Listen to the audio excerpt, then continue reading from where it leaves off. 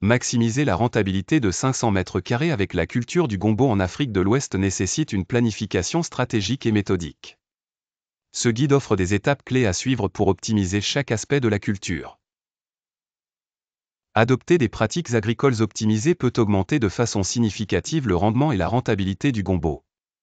Tu veux rentabiliser ton terrain? Abonne-toi, car ici on transforme 500 mètres carrés en machine à cash.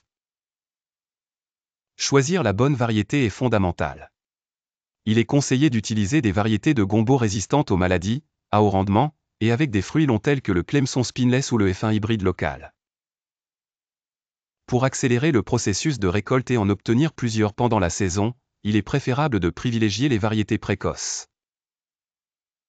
La préparation du sol est une étape cruciale pour garantir une bonne production. Ameublir le sol sur 25 à 30 cm à l'aide d'un bon labour facilite l'implantation des racines.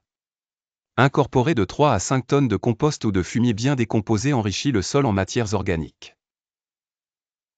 L'utilisation d'un engrais NPK équilibré, tel que 15-15-15, au moment du semis, puis un apport azoté après 3 à 4 semaines renforce la vigueur des plants.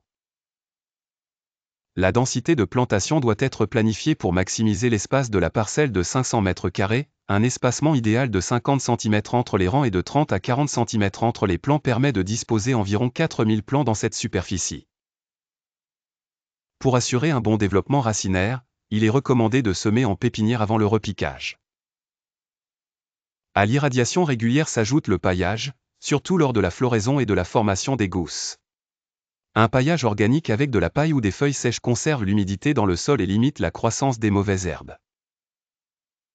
Sur le plan de la lutte phytosanitaire, une vigilance particulière est requise pour surveiller la présence de nuisibles tels que les pucerons, mouches blanches et oïdium.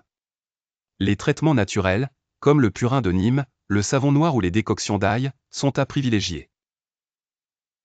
La rotation des cultures et l'élimination des résidus de plantes malades favorisent une bonne santé des plants.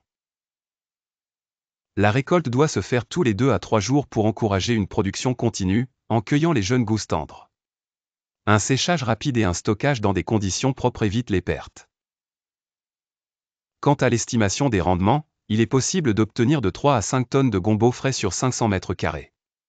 Le prix moyen du kilo oscille entre 4 cents et 8 cents francs CFA, dépendant de la saison et de la qualité.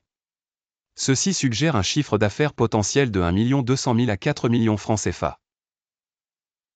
Les charges, incluant les semences, engrais et main-d'œuvre, vont de 400 000 à 600 000 francs CFA, ce qui laisse une estimation de bénéfices nets entre 800 000 et 3 400 000 francs CFA par cycle.